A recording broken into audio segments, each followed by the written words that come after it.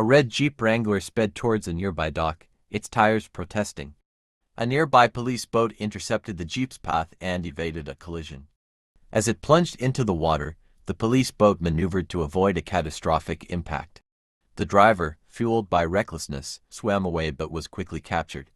Upon landing, he was forcibly removed by police, who arrested him for reckless endangerment. As the Jeep sunk beneath the surface, the police secured the driver, ending the chaotic scene.